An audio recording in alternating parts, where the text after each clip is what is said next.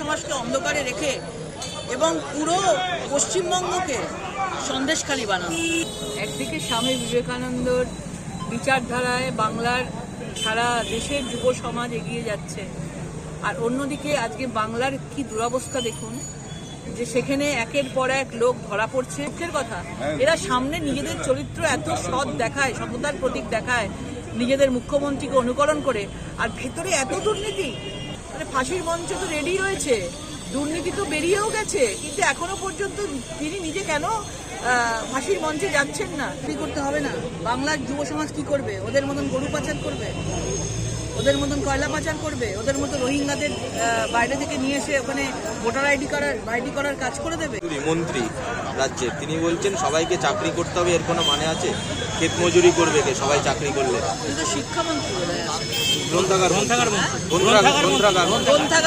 গ্রন্থ জানি তো আমি বইয়ের সঙ্গেই যুক্ত থাকি, এবং যিনি গ্রন্থাগার মন্ত্রী, যিনি বইয়ের সঙ্গে যুক্ত রয়েছেন, আর তিনি বলছেন যে তাকে চাকরি করতে হবে না। বাংলার যুব সমাজ কি করবে? ওদের মতন গরু পাচার করবে, ওদের মতন কয়লা পাচার করবে, ওদের মতো রোহিঙ্গাদের বাইরে থেকে নিয়ে এসে ওখানে ভোটার আইডি করার কাজ করে দেবে? তো এই ধরনের দুর্নীতির কাজের সঙ্গে এরা যুক্ত রয়েছে, এবং পরিষ্কার এদের মানে ভিশনটা দেখা যাচ্ছে। যেভাবে শেখ শাহজাহান সন্দেশখালীতে যে রূপ ধারণ করেছিল সন্দেশখালী, এদের আগামী দিনের ভবিষ্যৎ হচ্ছে যে যুব সমাজকে এগোতে না দিয়ে যুব সমাজকে অন্ধকারে রেখে এবং পুরো পশ্চিমবঙ্গকে সন্দেশখালী বানানো। এবং এই জন্যই তারা চাকরির দিকে কখনো নিয়ে যাচ্ছে না যুব সমাজকে। তারা বলছে তোমরা অন্য কোনো কুকর্ম করো, যেরকম তারা নানাভাবে কুকর্মে ধরা পড়ছে। রাজ্য সরকার কি চাকরি দিতে পারবে না বলে আগে থাকতে এইসব চুক্তি? চাকরি তো নেই। আজকে বাকিবুর রহমান, শেখ শাহজাহান রেশন দুর্নীতির সঙ্গে যুক্ত। তারা নিজেরা কোনোদিন চাকরি করার জন্য ভবিষ্যৎকে এগিয়ে দেয়নি। আজকে কোনো শিল্প আসেনি। তারা চুরি জচ্চুরি করে কোটি কোটি টাকা নিজের পকেটে ঢুকিয়েছে, নিজের ব্যাংকে ঢুকিয়েছে, আর বাংলাটাকে সন্ত্রাসের জায়গায় পরিণত করতে চাইছে, বাইরে থেকে রোহিঙ্গা নিয়েছে। সেই জন্যই যুব সমাজকে আটকানোর জন্য বাংলায় কোনো শিল্প নেই, সেই জন্য মানুষকে উল্টো পথে বেপথে চালিত করছে। আজকে রাজ্যব্যাপী ইডির তল্লাশি, অয়নশীলের ডায়েরিতে সুজিত বসুর নাম পাওয়া যাচ্ছে, কি বলবেন? একদিকে স্বামী বিবেকানন্দর বিচারধারায় বাংলার সারা দেশের যুব সমাজ এগিয়ে যাচ্ছে, আর অন্যদিকে আজকে বাংলার কি দুরবস্থা দেখুন, যে সেখানে একের পর এক লোক ধরা পড়ছে। ইডি মানে যাকে জেলে অয়নশীলকে নিয়ে গেছে, সেই নিজেই নাম বলে দিচ্ছে, বড় বড় নেতা মন্ত্রীদের নাম বলছে, এবং সেই তদন্ত করতে গিয়ে দেখা যাচ্ছে সুজিত বসু থেকে শুরু করে বিভিন্ন লোকের বাড়িতে ইডি তল্লাশি হচ্ছে। খুব দুঃখের কথা, এরা সামনে নিজেদের চরিত্র এত সৎ দেখায়, সততার প্রতীক দেখায় নিজেদের মুখ্যমন্ত্রীকে অনুকরণ করে, আর ভেতরে এত দুর্নীতি। মানে কেউ বলে আমি যদি কোনো দুর্নীতি করে থাকি 1 পয়সার ফাঁসির মঞ্চে ঝুলে যেতে চাই। মানে ফাঁসির মঞ্চ তো রেডি রয়েছে, দুর্নীতি তো বেরিয়েও গেছে, কিন্তু এখনো পর্যন্ত তিনি নিজে কেন ফাঁসির মঞ্চে যাচ্ছেন না? তো বাংলায় এত দুর্নীতি, মানুষের জবাব 2024-এ দেবে। এবং রেশন দুর্নীতি, শিক্ষক নিয়োগ দুর্নীতি, মিড ডে মিল দুর্নীতি, একের পর এক দুর্নীতিতে বাংলা পুরো ভরপুর হয়ে আছে।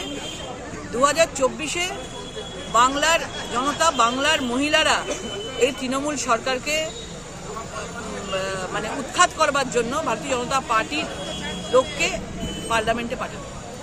একদিকে স্বামী বিবেকানন্দর বিচারধারায় বাংলার সারা দেশের যুব সমাজ এগিয়ে যাচ্ছে, আর অন্যদিকে আজকে বাংলার কি দুরবস্থা দেখুন, যে সেখানে একের পর এক লোক ধরা পড়ছে। দুঃখের কথা, এরা সামনে নিজেদের চরিত্র এত সৎ দেখায়, সততার প্রতীক দেখায় নিজেদের মুখ্যমন্ত্রীকে অনুকরণ করে, আর ভেতরে এত দুর্নীতি।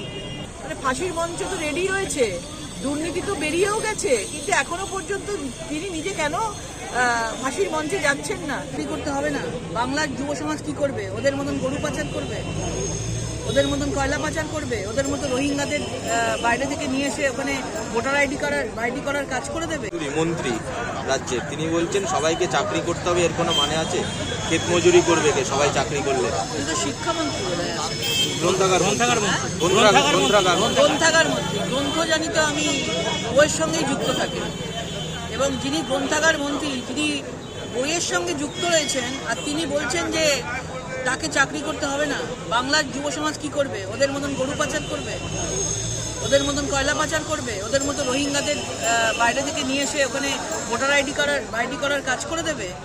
তো এই ধরনের দুর্নীতির কাজের সঙ্গে এরা যুক্ত রয়েছে এবং পরিষ্কার এদের মানে ভিশনটা দেখা যাচ্ছে। যেভাবে শেখ শাহজাহান সন্দেশখালীতে যে রূপ ধারণ করেছিল সন্দেশখালী, এদের আগামী দিনের ভবিষ্যৎ হচ্ছে যে যুব সমাজকে এগোতে না দিয়ে যুব সমাজকে অন্ধকারে রেখে এবং পুরো পশ্চিমবঙ্গকে সন্দেশখালী বানানো।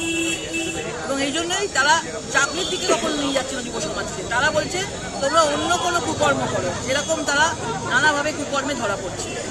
রাজ্য সরকার কি চাকরি দিতে পারবে না বলে আগে থাকতে এইসব উক্তি? চাকরি তো নেই। আজকে বাকিবুর রহমান, শেখ শাহজাহান রেশন দুর্নীতির সঙ্গে যুক্ত। তারা নিজেরা কোনোদিন চাকরি করার জন্য ভবিষ্যৎকে এগিয়ে দেয়নি। আজকে কোনো শিল্প আসেনি। তারা চুরি জোচ্চুরি করে কোটি কোটি টাকা নিজের পকেটে ঢুকিয়েছে, নিজের ব্যাংকে ঢুকিয়েছে। আর বাংলাটাকে সন্ত্রাসের জায়গায় পরিণত করতে চাইছে, বাইরে থেকে রোহিঙ্গা নিয়েছে। সেই জন্যই যুব সমাজকে আটকানোর জন্য বাংলায় কোনো শিল্প নেই, সেই জন্য মানুষকে উল্টো পথে বেপথে চালিত করছে। আজকে রাজ্যব্যাপী ইডির তল্লাশি, অয়নশীলের ডায়েরিতে সুজিত বসুর নাম পাওয়া যাচ্ছে, কি বলবেন?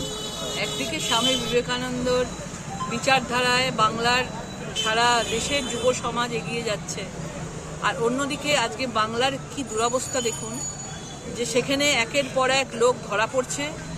ইডি মানে যাকে জেলে অয়নশীলকে নিয়ে গেছে সেই নিজেই নাম বলে দিচ্ছে, বড় বড় নেতা মন্ত্রীদের নাম বলছে, এবং সেই তদন্ত করতে গিয়ে দেখা যাচ্ছে সুজিত বসু থেকে শুরু করে বিভিন্ন লোকের বাড়িতে ইডি তল্লাশি হচ্ছে। খুব দুঃখের কথা, এরা সামনে নিজেদের চরিত্র এত সৎ দেখায়, সততার প্রতীক দেখায় নিজেদের মুখ্যমন্ত্রীকে অনুকরণ করে, আর ভেতরে এত দুর্নীতি। মানে কেউ বলে আমি যদি কোনো দুর্নীতি করে থাকি 1 পয়সার ফাঁসির মঞ্চে ঝুলে যেতে চাই।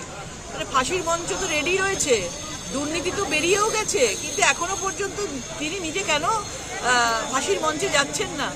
তো বাংলায় এত দুর্নীতি, মানুষের জবাব 2024-এ দেবে। এবং রেশন দুর্নীতি, শিক্ষক নিয়োগ দুর্নীতি, মিড ডে মিল দুর্নীতি, একের পর এক দুর্নীতিতে বাংলা পুরো ভরপুর হয়ে আছে। 2024-এ বাংলার জনতা, বাংলার মহিলারা এই তৃণমূল সরকারকে মানে উৎখাত করবার জন্য ভারতীয় জনতা পার্টির লোককে পার্লামেন্টে পাঠাবে।